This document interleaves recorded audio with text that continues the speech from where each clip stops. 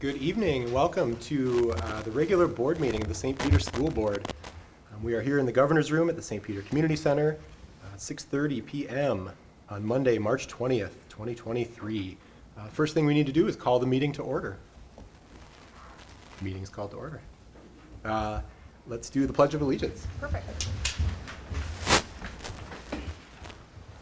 Pledge allegiance to the flag of the United States of America and to the republic for which it stands, one nation, under God, indivisible, with liberty and justice for all. All right. Reminder quickly that if you would like to speak at the meeting, we have an opportunity to do so. Get your name on one of the cards in the back and get them to Sarah, and we will have a little time in the agenda for that. Next up, consideration and adoption of the agenda. So move. Second.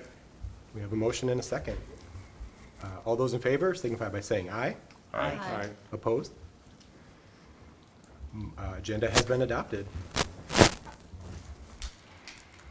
Sarah, do we have any requests to speak? I do not. We do not have any requests to speak. All right. Next up is approval of the consent agenda items. The full consent agenda is included in the board book packet and in the packet in front of you. So we need to approve that. Chair Potts, before I make a motion to approve the consent agenda, I would just like to acknowledge the 33 years in our district of retiring teacher Carrie Borchard, South Elementary. Thank her for her decades of service to the St. Peter School District, as well as early childhood and targeted services program assistant Gina Evenson. She's worked in the district for 22 years. Wow. Just really appreciate her time and dedication to the district. Awesome. With that, I move that we approve the consent agenda. I'll second that. Thank you. We have a motion and a second. Any further discussion? Hearing none, we'll proceed to vote. All those in favor of approving the consent agenda, please say aye. Aye. Opposed, same sign. Consent agenda is approved. Thank you. Next up, the best part of the night, student spotlights. Mr. Graff, I think.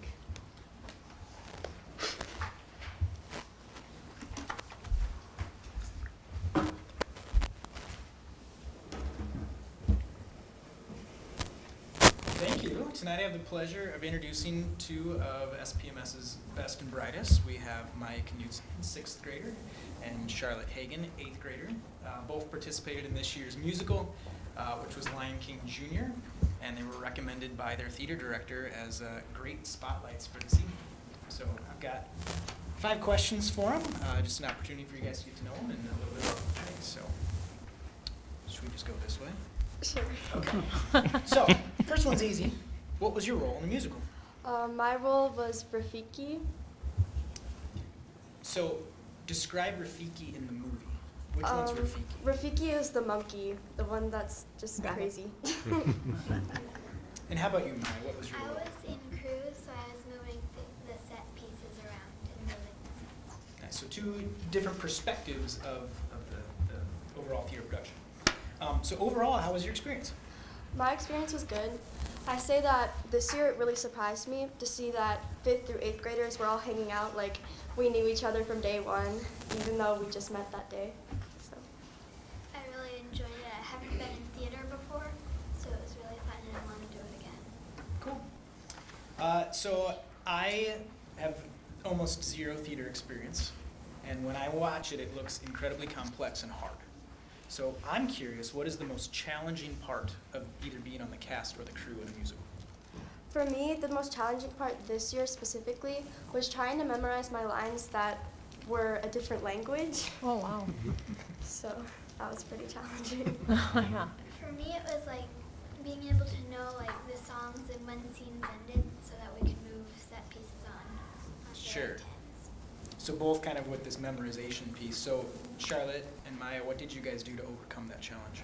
I practiced every night, and I asked Miss Schilling if I was getting the pronunciation right. I like got my own script and wrote in notes for like when things moved on and off. Cool. Kind of the big question. Do you think that your participation in the musical has made you better students or people? Yes. If so, how? It's always yes. I think that it made me a better person because it made me fit into this role that I wasn't expecting to, and because Rafiki's so crazy, it kind of made me realize that I had this crazy side that I didn't know I had. I like met a bunch of more people. Like I used to be kind of shy, then I met more people, and I was friendly. Awesome. That's one of my favorite parts is you get to see kids in school, and we get to see like this much of kids throughout the day. And then you see them on that stage, and some of them are completely different people. And it's just really fun to see that growth and to see the other side. This one wasn't on the list I sent you guys. But the question is, will you do it again? So Charlotte, you got the big stage next year. Will you do it again? Absolutely. Awesome. How about you, Maya? Yeah, I would do it again. Cool. Would you guys have any questions for our spotlights? You kind of just answered my question, but I just watched the Oscars. So I'm thinking about the future with the Oscars No or like pressure. the Tony Awards, no pressure. But do you see a future? Like, do you think you want to keep doing this all the way through high school, maybe beyond? I think that I want to do it through high school, but I don't think I'm going to do it after high school. I'll probably stick to a different career after That's kind that. of what I say too. Yeah. What would those be, do you think, at this point? Not this isn't legally binding or anything. We're just looking for ideas. Yeah. So, At the moment, I want to be a medical physician. I don't know. Yeah. yeah, that's fair. You got a long time to decide. Yeah. Yep. So I went to see the show. Rafiki, you were amazing. Your voice and the language just came out so smoothly. I was really impressed that you took on that really big role. And I know you were recognized that night too by the directors as having a special place on that stage. And Maya, I was so impressed with that. It's a complex set. There were several different scenes and they were coming on and going off so smoothly. You'd think that you were doing it for a really long time. So I was really impressed with the show. Can't wait to see what you both do in the future. Thank you. And then one last thing, would you guys be willing to introduce who you brought with you? I brought with my parents. The one in the blue shirt is my mom. Her name's Tiffany, and the one in all black is my dad. His name's Chris. Nice. I brought my mom and my dad and my grandma. My dad's Brian, my mom's Kate, and my grandma is Judy. Awesome. Well, thank you so much, guys. Thank you so Thank much. you. Thank you. Yeah. Congrats. Thank you.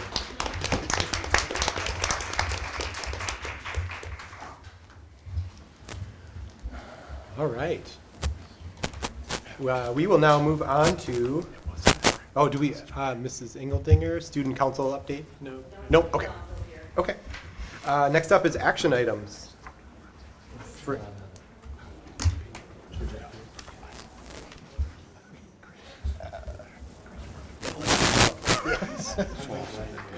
Yeah, I'll move a little. So Superintendent Gronseth is turning on the overhead projector. The first action item is to consider the fiscal year '24 budget adjustments. We've had an opportunity to discuss this in a few settings, including the study session last week. But Superintendent Gronseth is going to give an overview before we take action on the adjustments. And Mr. Graff will be helping me out with the middle school portion once he gets back in, but we'll start working through this. We've had at least a few months of conversations. The admin team working with SBEA, the school board meeting, or school board committees, and also the school board study session. And I just wanted to start with talking about why we have a deficit in the first place. In fact, the media called today and they were asking this same question. And there are three main reasons for that deficit. One is a lower enrollment. We had an enrollment study done here for the district, and we saw that there are just fewer students in the area. There are fewer students across the state. So there are many districts that are seeing reductions because of lower enrollment.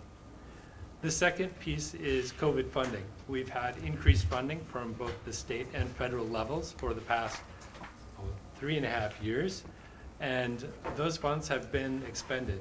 And over that period, we added needed services, added support, and we need to decrease the budget in reflection of that funding not being available anymore.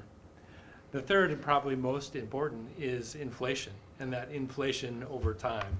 Not only have we seen very high rates this past year, but we've seen our funding not keep pace with inflation for an extended period of time. And that affects both the general fund, but it also has a special effect with special education. Because special education has been underfunded by the state and federal government, we have been using dollars from the general fund, just like every other district probably in the country. And we're hearing a lot of conversations about the cross-subsidy at the legislation this year. But that underfunding over time has had a big effect on our budget. So overall, we have a deficit of about $3 million. But the results of the legislative session will help us out with that. So we've built into the budget assumptions based on the governor's proposed budget, which was a 4% and a 2% on the base formula and a 50% on that cross-subsidy. That takes that $3 million deficit down to about $1.5 million. We know that there will be other pieces in legislation. They may have certain uses for those dollars, but there are also maybe more mandates. And whether there's an appropriation for those mandates will affect our budget in the end too. So it's all a moving piece, as is the entire budget as we go along. I've had a few questions about the reserve fund. Our goal as a school district is to have about 60 days worth of funding in reserve to be able to operate the district. In legislation, I was reading today on one of the bills that is proposed that they were talking about a mandatory 8 to 10%. We're right in that range with our 60 days. So could we use those dollars? In effect, yes, but we could use them once and then our reserve is gone and we still have to make the reductions in the future. So it's really, as they say, kicking the can down the road, but also making that problem worse because that deficit compounds the second year. So our recommendation would be that we stick to our district policy of having that goal of 60 days worth of reserve and not use the reserve to cover the deficit one time. So as I said, we've had a few months of conversations around the budget, both in making projections for our revenues and our expenditures, but also the administrative team working together to review all areas of our budget. We did an enrollment study, as I mentioned, to make sure that we are projecting our number of students and therefore our revenues correctly. And then we have had conversations with the St. Peter Education Association and others in the district. And as I said, we've had committee meetings with the school board before. Will there be staff reductions? Unfortunately, yes. As I've said before, our budget is about 80% people. We are a people-oriented organization. And so there's about 20% of our budget that we spend on things like power and gas and supplies and food. And there's not a lot of changes we can make with that 20%. We have found some efficiencies and we'll apply those and we'll talk about those in a bit, but staff reductions are unavoidable in this situation. Just a reminder that the recommendations that we're making are estimates. And upon approval, we'll start to implement those. And the farther we get down the road, the better handle we'll have on the budget and the actual savings made with those reductions. So our enrollment numbers, we'll continue to watch those. Kindergarten is the most obvious one that we keep a close eye on, because of all the grade levels, kindergarten is the one that we have to watch the closest, because we're never quite sure how many students are going to be coming. We know that there were 101 students who came to kindergarten registration night. So far, 82 have signed up. That's on track with where we were in 2018, 2019, but we'll continue to watch those numbers. We won't have a really better idea until the summer months of exactly what those kindergarten numbers will be.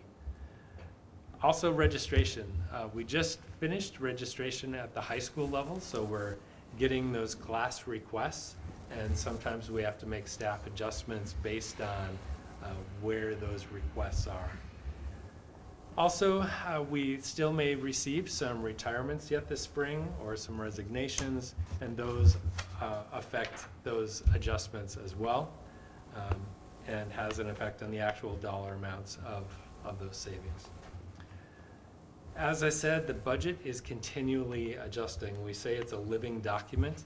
It changes throughout the year as needs arise, revenues and expenditures adjust, and that is why when we do our audit, it's not complete until almost 6 months after the year is over, and that's just the nature of education finance. So I'm going to walk through our recommended adjustments. The first category is district office and district-wide. There's an elimination of several positions for $340,000. Transportation. At the beginning of COVID, we had a need to have 2 tiers of transportation so that we wouldn't have so many kids on each bus, so that they could distance. And that is about $105,000 to go back to 1 tier of transportation. This will affect our daily schedules, because right now the elementary students start earlier than the middle and high school, and now they'll all be on the same bus. So there will be a little time in between, but not as much as there is now. In technology, we're going to make some changes in software. There happen to be some savings with those changes that we're making. And then in maintenance, we're talking about restructuring some positions. We've had several part-time positions available this year that have not been filled because there just haven't been applicants for those positions. So we're looking at doing things a little differently and finding some savings. Any questions on that page? The next section is really focused on our instructional staff and support staff. Looking at South Elementary, we have fewer students at our elementary levels, and with fewer students, it means we have fewer sections. And so we'll be reducing 1 section of 1st grade, and then we have a retirement at South that we won't be replacing. At North Elementary, it's the same thing. We are seeing smaller number of students, and so we have a need for fewer sections, so we're reducing 1 section of 3rd grade. And then we have a 0.5 math interventionist that was added with COVID dollars in response to recovering from the pandemic, and we no longer have the funding for that position. At the middle school, we see the biggest change. That is in response to lower numbers. And as I said, we have lower numbers at South and North. So for the future years, we will continue to have smaller classes coming into the middle school. And so we want to make changes that will address that in the long term, and not make a change and then in another year have to make another change and another change. And so in just a moment, I'll have Mr. Graff come up and he'll give us more details about what that programmatic change at the middle school looks like. It is a net reduction of 8.33 teachers. I say net because in the change of sections, we have to add in some areas and take away in others.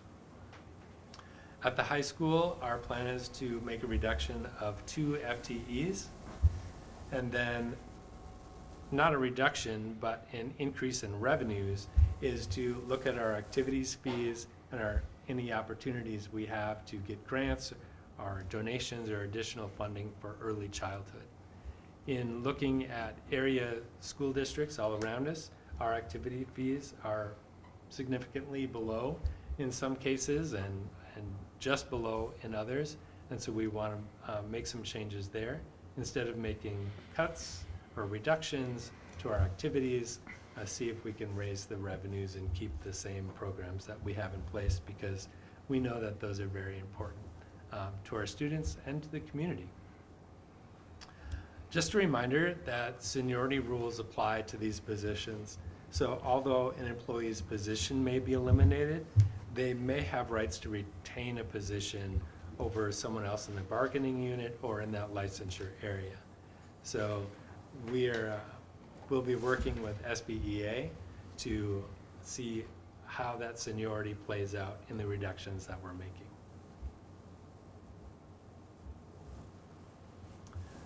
So total estimated adjustments, when we add it all up, we have reductions proposed at $1,567,500, an increase in revenues of $10,000, which makes the total adjustments $1,577,500. Now I want to remind you that these are estimates.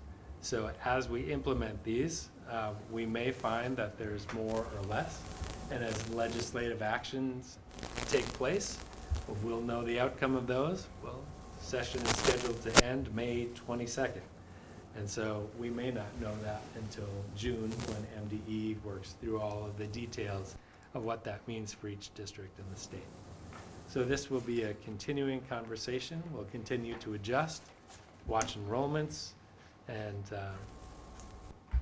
as we figure out exactly what these reductions add up to make sure that we have a balanced budget for FY24. Mr. Graff, want to come up and walk us through some of the details of the middle school changes?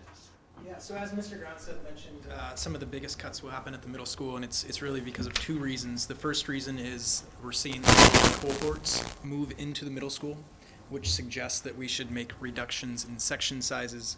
And number two, Is the mic on? I think so, the red light's on. Okay. Just having trouble hearing you, so I didn't know. Actually, it's not speakers. I was gonna say the mic's not. Yeah, they're not I can hear, speakers. Yeah. Okay, all right. So reducing sections and the elimination of the block schedule is really where those reductions come into play.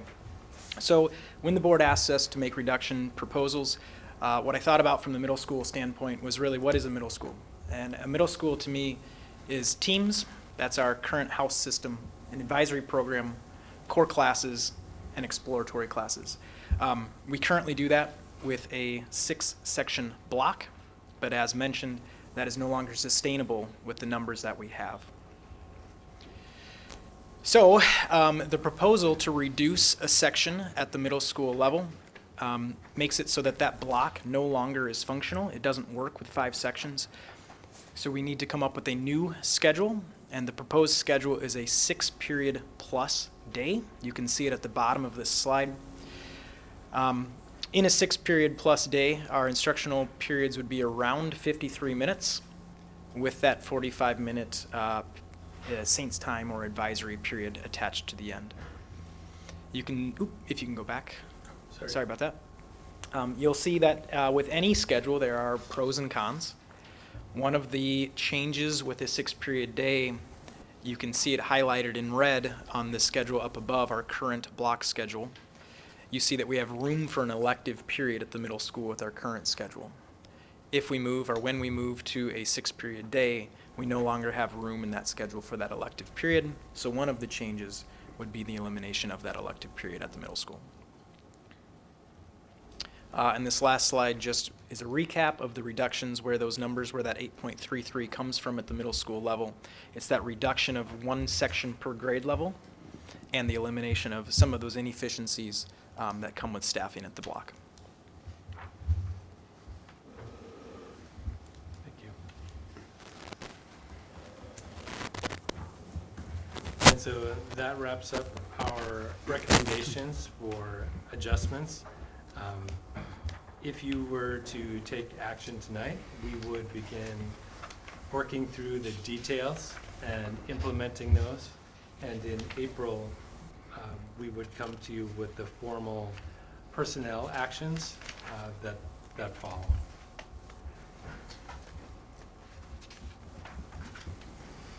I have a question. When you said the first grade section was getting reduced, is that first grade section reduced, is that the retirement, or is that in addition to the retirement? That is the retirement. Okay, that's what I thought, but then how you said it, I was just confused for a minute, and I wanted to make sure that I understood that correctly. In that case, there just happens to be alignment Yeah. that we had a retirement in the grade that we were reducing. That doesn't mean, however, that changes in other buildings might not. Yeah. If someone has seniority over a position in South, then they would move to South, and the least senior person would be reduced. And then the other thing I wanted to say for the maybe 2 or 3 people that are watching online, when you say SPEA, that is the teachers, St. Peter Education Association, it is the teachers union. sound like some like secret society, so. It wanted could to- be, I don't know. And you have been working closely with them, as closely as you can, given the fact that we do have to do this? Yeah, you know, these are always really hard decisions, and making reductions is probably one of the most difficult things that we do as administrators. But we also have that fiduciary responsibility to stay within our means. And so we know that there are difficult conversations ahead. We know that it's difficult for people to lose a position that they love in a school district that they enjoy working for, and it's just as hard for us to see them go. But at the same time, we need to. And so it really has been good to work with the teachers union closely, working through the seniority list and the implications of changes, and coming up with some other ideas as well.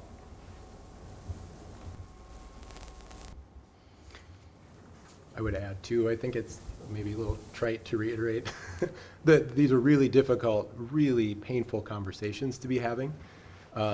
But I think, you know, I'm grateful to Superintendent Gronseth, administrative leadership team, SPEA, about having conversations that are keeping the student experience and the classroom experience at the middle of this conversation whenever possible. And so I just wanted to add that it's not easy for anyone. And I appreciate all the work that many people have put in to have the right tough conversations. Any other questions? I don't really have a question. I'll reiterate the fact that, you know, as a board member, it's our duty to make sure that fiscal responsibility is at the forefront of what we do. So yes, they're hard decisions, and yes, I appreciate the relationship that administration has with SPEA and open conversations and open dialogue, and school finance is not easy. Tim Regner, trying to figure out numbers. It's a little bit of a shot in the dark, but it's the best shot that you can take. You know, I've been asked an awful lot, and I'm sure other people around this board have been asked also about, you know, what about this, or what about that, or why this, or why that, and, you know, I mean, but it's budgets, it's money in, money out, and one-time money, it's easy and it's hard to, but yet it's hard to explain what one-time money is, and yeah, I had to explain it to someone close to me, that, you know, that it's not money that you count on. It's, you know, you won some money on a scratch off. You're not gonna do that every year, so you can't count that. So it's, yeah, it's hard decisions. I appreciate what everybody has done. This table, administration table, SPEA, and all the communication that's occurred during it. Thanks, Tim. Any other questions, comments? I have a question concerning the finality of this. Given the fact that the legislature is still meeting, and you've taken the governor's proposal as your baseline, and that's makes sense. That's the starting point. But I know that there are some proposals, both good and bad, that are going through the legislative process now. Governor Walz asked for 4 and 2. There is a bill that is in each house that's 5 and 5. He said 50% of the cross subsidy. I think there's one bill at least that is 100%. For those of you that don't know, I was at the Capitol today as part of MSBA's Day at the Capitol, and got in on some scuttlebutt here and there. They had a panel, a Republican and Democrat from the House, Republican and Democrat from the Senate, that were on the Ed Finance Committees, and the same set up for the Ed Policy Committees. And those 8 individuals were all very positive and spoke, as politicians may do, to the audience. But there was reason for hope that things may be better than we anticipate. But on the other hand, which we tried to, when we went out and did some individual meetings, tell members of the legislature there are proposals there that have some very unintended consequences and are unfunded mandates. And I happened to run into the people from Mankato, and they had a board member there who was telling their representatives that if you were to give us, what you're proposing, that would be something like $6.8 million more. But if we went through every bill that's out there and did the additional finance that it required, it would be 8-point-some additional $1 million. So even with all this wonderful aid, we're still $2 more million in the hole. So that's what makes this so difficult, is we have to have this budget done because 80% is personnel, and then you have contract stipulations and legal stipulations about when you can relieve individuals. So you have to make those decisions in the dark. There's always hope that the legislature comes through. We don't need to cut as much as we did, and we could add people back. But the problem is, as soon as someone is identified and we pass action on it, they're in the job market. And we stand a good chance of losing some very good people because the legislature can't make a budget before we have to make a budget. So that's where all the difficulty comes. Chair Potts. Yeah. I mean, all of this conversation just goes back to school finance is really confusing. And, if I'm a member of the public, young parent, what the state legislature does is incredibly important to us. But if we have fewer kids next year than we had this year or the year before or 5 years before that, we're going to be making cuts because none of these ideas that the unified legislature have is changing the way schools are funded, and that's per pupil. And if we have less kids, we're going to be making cuts because we'll have less money going forward. And I've been on the school board for 15 years, and I came in with cuts, and it looks like that's the way that my time on this board will end. But we had a really good run of 2.5% growth. And that allowed this district to do a lot of things, to build a reservoir that we didn't have prior to that, so that we can bridge gaps when we need to. But again, if we're not adding kids to this district, if parents can't come in and find housing and daycare and jobs, that's not great long term. And I don't think it's all doom and gloom. We have a demographic study, but that demographic study also doesn't say this is going to turn around and we're going to go back to 3% growth for the next 20 years either. So unfortunately, it's a situation that our community and many of the communities around us are in. Thank you, Ben. Any other comments or a? Chair Potts, I make a motion that we consider the fiscal year 24 budget adjustments. Second. We have a motion and a second to consider, or to approve the fiscal year 24 budget adjustments. Any discussion?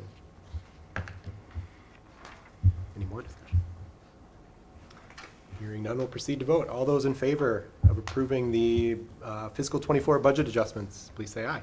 Aye. Opposed, same sign. Motion passes. Fiscal year 24 budget adjustments have been approved. Thank you.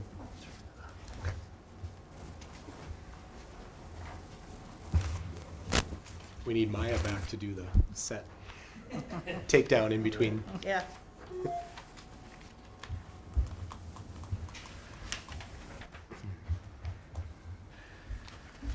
All right, the only other action item, number 2, is to consider approval of the second reading of revisions to the policy manual.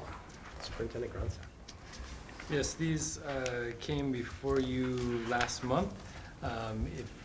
Just to remind you, it was a change in the 9th grade communications class requirement, and then adjusting the credits for learning in 620 to take that credit out and to add it as an elective credit. And then there was the PE and communications change included in those.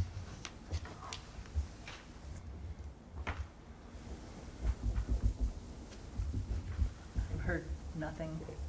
Any feedback to Any policy feedback committee at all? members? Anyone I've heard else? nothing. Okay. I think we had some good discussion about it Mhm. last month. Mhm. Again, not fun to take away from anybody's passion, because that's what teachers are. They're passionate about what they do, so. But I do think they're good decisions. Looking at the 9th grade elective choices, they have,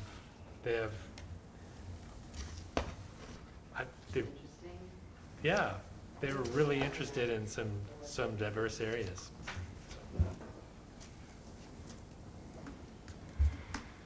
So do I remember correctly, are the requirements for physical education unchanged, but it's just not a required course? Say that again. Yeah, The number of credits you have to have in PIAD is the same, but it's just not a required course. You can replace it with electives? no, it's actually reduced by 0.5. Okay. It was 1 credit. The state requires half a credit.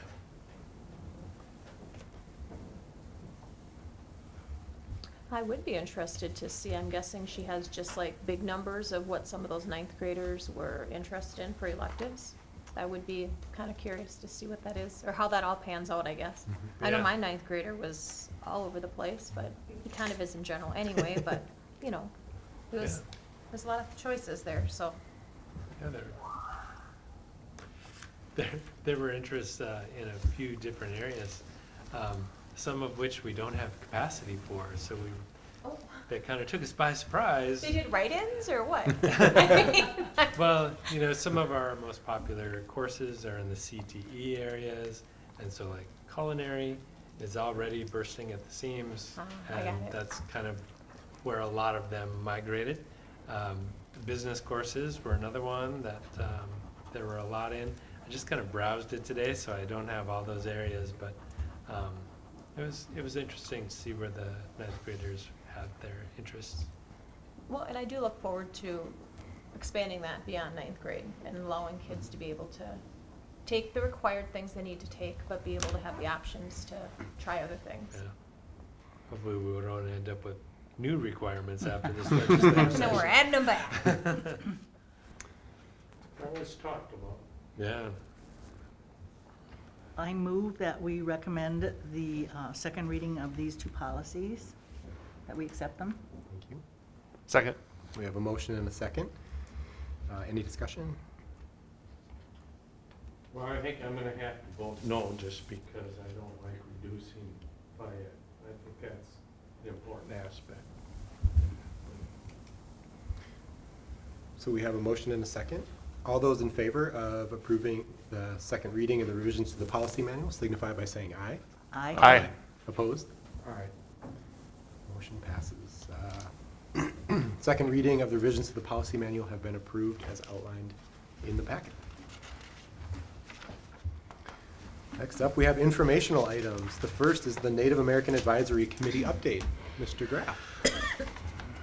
Before Mr. Graff starts, I'll just remind everyone that this is an annual action that the Native American Parent Advisory Council takes. And it is a vote of concurrence or non-concurrence. And I'll let Mr. Graff share the exciting news. Yeah, so just a quick recap, as you already know, state statute requires any district with 10 or more Native American students to have a Native American Parent Advisory Committee. We've met that threshold for at least the last 7 or 8 years. Part of that process with that committee is to submit annual compliance paperwork to the state. And that paperwork requires what we call a vote of concurrence or non-concurrence. So essentially what the team is voting on is, does the district A, meet the state standard by statute by having a team, and B, is the district meeting the needs of the Native American students? And the team voted in concurrence this year, and is proud of the work that the team and the district has done, and they're very much looking forward to the continued progress that the district is showing. Can I ask you a question, which I hope doesn't mess up your thinking? So I'm kidding. So on the attachment, it says, and I'm always wondering, so I'm always afraid I'm gonna say the wrong thing, 'cause I don't keep up on it. So the American Indian Parent Advisory, so the American Indian, but then we also have Native American. So are both of those in there? Yes, so Okay. Phew. way back when we started this, me as a brand new administrator, the very first question that I asked the team is like, what's the appropriate terminology? And at that time, the team, the members on that team said they preferred Native American as opposed to American Indian. So St. Peter's team has always called themselves the NAPAC, where the state language is American Indian rather than Native American. So, good catch. I feel really So in St. Peter, I should say Native American, but I'm kidding. Either one would be okay. Based on the 7 individuals on that team. Native American is the preferred term of Minnesota Historical Society. Okay, only got 2 in that direction, so. Other questions, comments? So I have the signed paperwork, so I'll submit that to the state tomorrow morning. So we'll be in compliance. Thank you. Thank you. Next up is a facilities update. As usual, we had several projects that were planned for this summer, and Sharon has been busy aligning all of the contracts, work to be done, and she's here to share. Here. Hey, hello. Sure. So.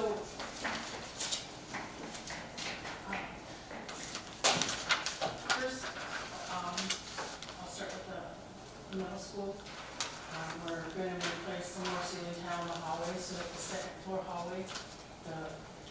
lighting will be upgraded to LED, that's already happened. We finished,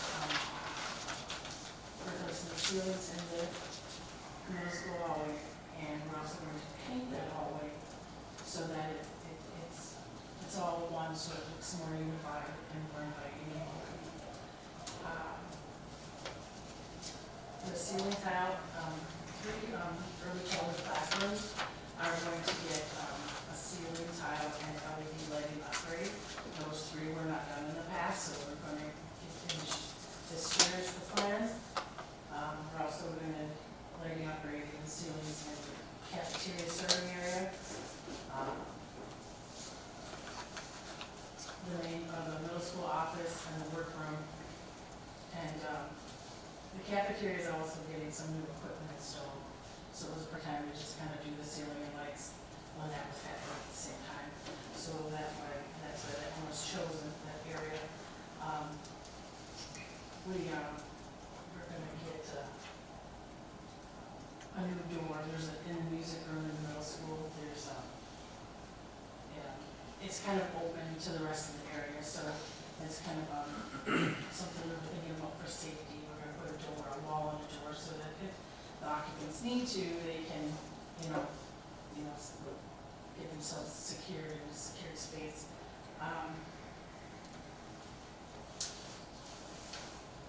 The high school, a washer and dryer was donated this past year, and it's going to get installed at the high school. It's a washer, dryer, and spinner. We're going to have that installed. The middle school also is going to get a new stage curtain that is going to end. The high school has some needs for extra power because of the equipment in some of the shops. There's not enough power, it's in the wrong places, so that's going to get upgraded. And we're also going to get some solar panels on the high school and the middle school. And that's probably the most exciting thing that's going on there. Let's see. Yeah, I think that's it. Well, I shouldn't say that's it. There's kind of a lot. There's the tile, the floor tile at North Elementary is from last summer, the stuff that was not installed because of supply chain stuff, those 6 classrooms are going to get the tile installed. We have the tile, and it's going to get installed this summer. And then there's 3 little floor projects. One of them is the kitchen floor in North Elementary. It needs some repair. Middle school, there's some tile in a couple of the office and community center that are going to be replaced. And also South Elementary has some tile in one of the restrooms that's missing and it's going to be replaced. So we're just kind of cleaning those things up. And we are spending a lot more time at the middle school just to kind of get that so that it looks more unified. So it seems like there's a lot of things at the middle school, that's why. Questions? I did just want to throw in that, seeing as how we're just talking about budget and reductions, that this is a different funding source. This comes from long-term facilities maintenance dollars. So these are for ongoing capital projects and is not money that could be used in the classroom. It has to be focused on our buildings. And that the solar panels, which is a very exciting project, is all funded by a grant. And so that is coming from the state.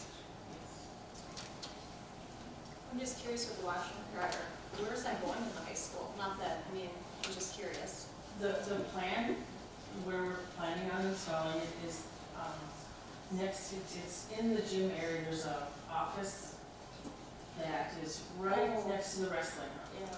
Okay. Yeah, and so we measured, they will fit in there, and it's just a matter of, we have to get the right people in there to do, what they do to install them.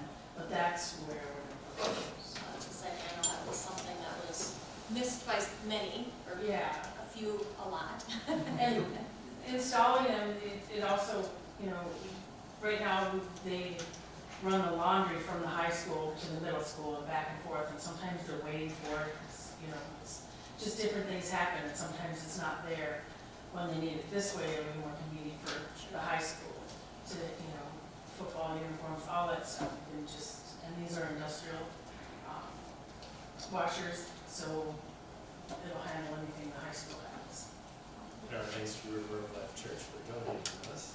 We had it in our church for a long time, and I'm like, I think, well, actually, I put them on Facebook, and a teacher was like, hold on a minute.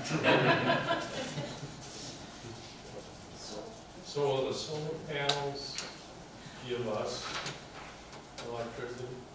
It will. So that'll help with our utilities budget? Yes. And it is, there are significant savings. I can't remember the numbers off the top of my head, but we presented them when we accepted the grant.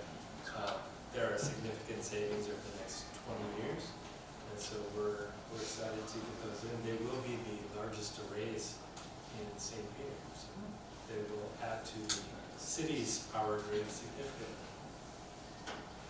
Then, are any of these projects going to impact the summer programs or something? They shouldn't. One thing that we know, after 15 years of freedom feeding, sorry, BT was like, that's my report. Never mind. Okay, just stay tuned. All right.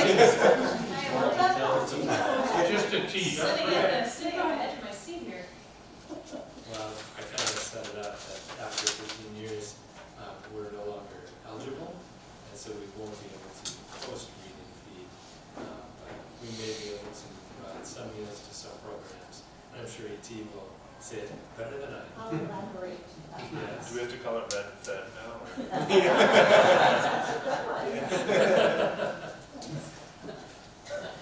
right, any other questions? Sure. All right, thank you very much. We appreciate it. That is it for informational items. We are now on to reports. Principals and others. Steve, we can't wait for the update.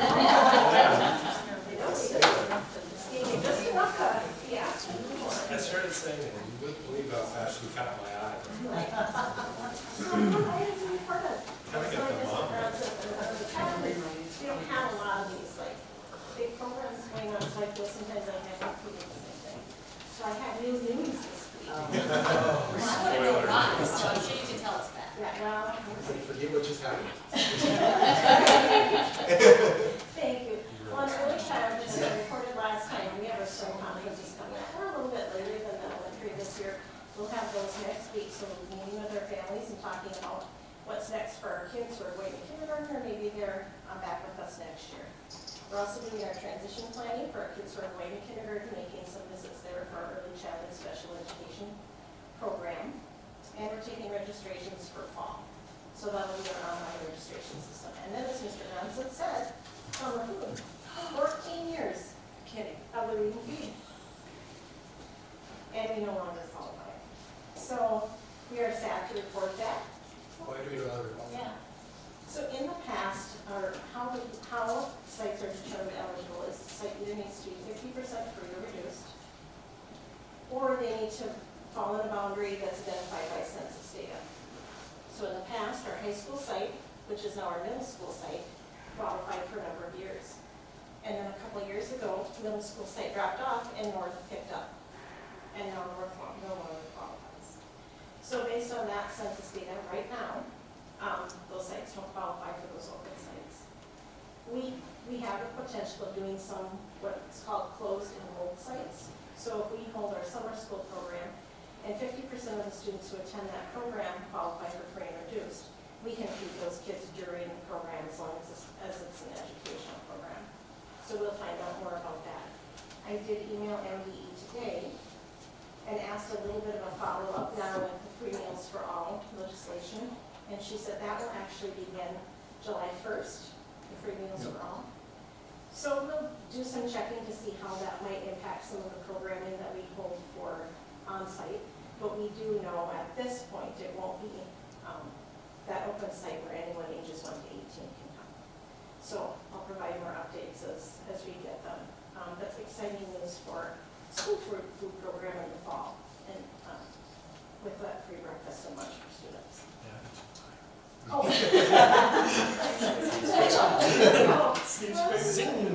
We are just on the same wave here. So as I said, there may be some options, so we'll keep you abreast of those as they develop. Greetings from North Elementary, everybody. Early March, a good number of students, I think 35 to 40 students participated in the Young Writers Conference. That was on March 8th. That always goes on at Bethany. So we always, not every school does this, but we do organize a bus, and then one of our teachers chaperones, a good number of parent chaperones. So we definitely always have a great representation at that program that's put on and organized by a South Central Service Cooperative. Also, if you're in our classrooms over the last couple of months, you can see our teachers kind of finishing up junior achievement. Just a reminder on that, and it's all funded by local businesses. All materials are donated. It's to just basically integrate and embed like social studies standards, math standards, some science standards. We get a good number of volunteers from the community that come in and guest teach at the same time. The teachers coordinate that. So it's always great to see all the volunteers coming and going from the building. Students getting a fully integrated kind of learning approach to that, different kind of rollout. That has some huge impact, so we thank the community for funding that. Also want to bring a spotlight to the North Student Spotlight, or our student support team, which includes our social workers and our part-time nurse. We routinely meet weekly and analyze student data. We look at attendance data, we look at discipline referrals, we look at like office visits, and try to compare them from one year to the next. We have some really good numbers this year. We're looking at some attendance rates. As of this point of the year, we're sitting at 95% attendance out of all the students. That's up over about 2.5% last year at the same time. So that's about two full school days per student increase being at school. So that's phenomenal, as well as like a reduction of about 20% on health office visits, and then also 57% reduction in behavioral referrals as of this time, as of last year. That's huge, and basically that equates to more time in classroom, more time on task, more time learning. So, like I said, I just wanted to bring some attention to the great work that team is doing. Also, looking forward to the March Super Saints Assembly. Our PBS team just does a phenomenal job, whether it's, last time I was talking about like the Kindness Crew, student anchors on our Saint Center.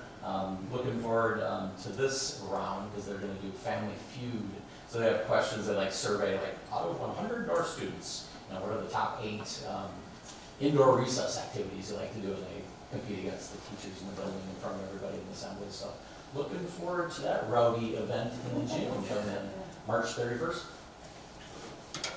All right, and lots going on at the middle school, as always. As you heard earlier at their student spotlight, we had our musical. The students put on 4 total performances, 2 for their classmates, and then 2 for the public. And it was interesting, I think is the word, to see on Monday, those kids were tired. That was a lot for them. Our 5th and 6th grade math masters team sent 2 teams to Bethany Lutheran College for a competition. And one of those teams got 2nd place. And that was last week. And then the last one, Student Council tries to do a fundraiser every year, and this year they really wanted to raise money for a memorial for Emily Kropp, our EL teacher who passed away unexpectedly earlier in the year. So they chose to do Penny Wars, which is something that we've done in the past. And if you're unfamiliar with Penny Wars, each advisory has like a bucket in their room. A penny is points for, and all other types of money are points against. And then you compete to see who can get the most money. They raised $4,200 through Penny Wars, through essentially loose change. So they will be working to purchase a bench that we hope to put outside of Emily's former classroom, and maybe get a garden around it. And then the leftover money they're going to donate to the high school to Emily's scholarship. So pretty cool stuff going on. Well, Mr. Doherty, great minds think alike. I was also going to give a update on some of the work that our team is doing on attendance. Our student support team, Dean of Students, the nurse, the same people that Darren was talking about, have been working on this as a building behavior goal, along with all of the staff. And we can report from first semester that our goal, our building goal for behavior was to improve attendance, to have a 5% decrease in unexcused absences, and as of the end of first semester, we're at 20%. And so just overall, I can ditto that student behavior as a whole is improving, especially over last year. I also wanted to just, our choir has a send-off concert tonight. And they're heading off to New York City, like middle of the night, actually, right? 2 o'clock. 130 kids and 33 adult chaperones. I think there are like 3 different flights. So we all get there safely. That's me. Better them than me. And we also had our Spanish kids just this past weekend go to Concordia Language Villages for that weekend. And we also still have a French club that Paulette Topol is running, and so we're sending a handful of French students from that club as well year round. Yeah, are they flying out of Milwaukee or?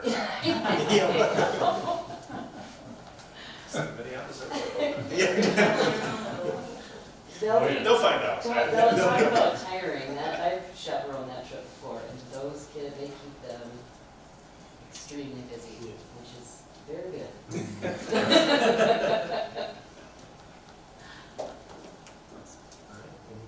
Questions? Thank you all. Thank you. Superintendent Graf.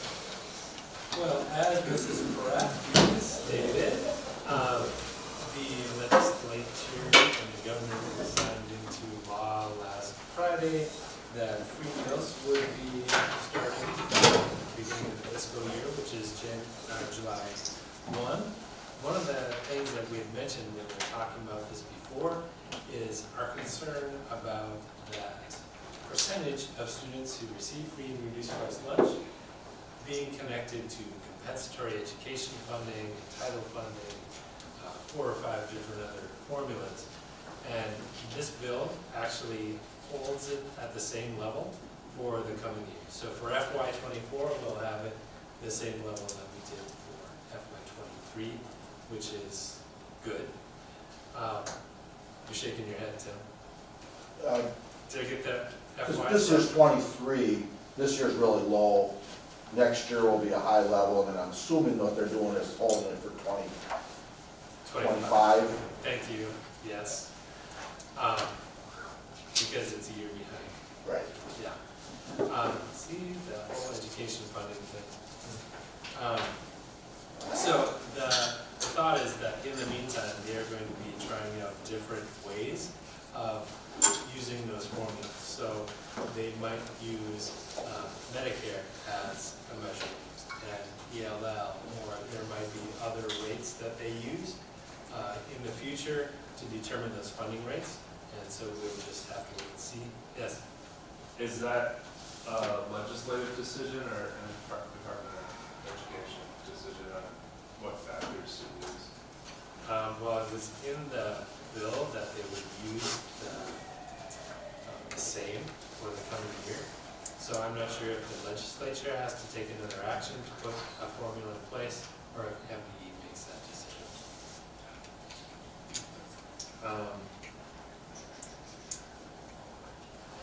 Tomorrow is the last day of the 3rd quarter, and as a reminder, there's no school for students on Wednesday, Thursday, Friday. So we will see everyone for the first day of 4th quarter, last quarter of the year already, next Monday. And that is all I have this evening. Around the table, Mr. White. Just want to thank everybody for the work that the administration you guys did on coming up with that list. I know that was a lot of meetings and not a very fun thing to talk about, but I appreciated the communication so much. So that's all I got. And I'm glad I'm not going to New York. Just have to say. I Yeah, I would just encourage you, if you run into our legislators when they're on their break and so forth, or have a spare moment to shoot off an email, encouraging them to vote in favor of 5 and 5. The consensus up there was that it'll be probably somewhere between 5 and 5 and the governor's 4 and 2. But in talking with Representative Brand, and because we met with him and the Mankato people with Representative Frederick, and they both, I think, are in favor of 5 and 5. And just said, keep the pressure up. Of course, Senator Friend wanted to know where they were going to get it from. I wanted to say 1.7 billion or whatever it is. So the schools that are in the Wilson Senate with 5 and 5, is the cross, the special ed cross subsidy at 50% still, or what? That's a separate. That's a separate bill. Okay. I just thought it'd be school funding. Well, it'll probably be all wrapped up in an omnibus bill when it gets done. But so, yeah, if you're going 5 and 5, you might as well go 100% cross subsidy. Yes. Throw it out there. I think they have about 2,000 bills in process. More than about 25. 25 right now. It keeps going up every time I hear, but you know, and all of those have strings. So Thanks. it's a lot to keep track of. Thank you, Mr. Dixon. I have two things. First of all, I want to, with this budget work, it's just really important to thank the SBEA for working with the administration on this, because this is just the hardest thing in the world to do, is to cut staff, teachers. And then secondly, with the Native American Parent Advisory, with the concurrence, that seems like a light little thing, but it makes a big difference. The district benefits from it, the students benefit from it. They bring in resources that are unbelievable, and they're a very, very active group, and I just want, pay attention to when they publicize activities that are coming for they're good for everybody. So thank you to them. That's it. Thank you. We have a number of upcoming meetings. Business committee is tomorrow at 5 o'clock, district office. Policy committee next Wednesday at 4 o'clock, the district office. HR committee next Thursday at 7:30 a.m. in the district office. Education committee Tuesday the 11th at 1 o'clock in the district office. Business committee Wednesday, April 12th at 4 p.m. in the district office. And then again, we'll be back here for the regular board meeting on Monday, April 17th at 6:30 p.m. in this very room. I'll make a motion to adjourn. Second. Motion and second. All those in favor? Aye. Meeting's adjourned. Jim, I didn't see you sit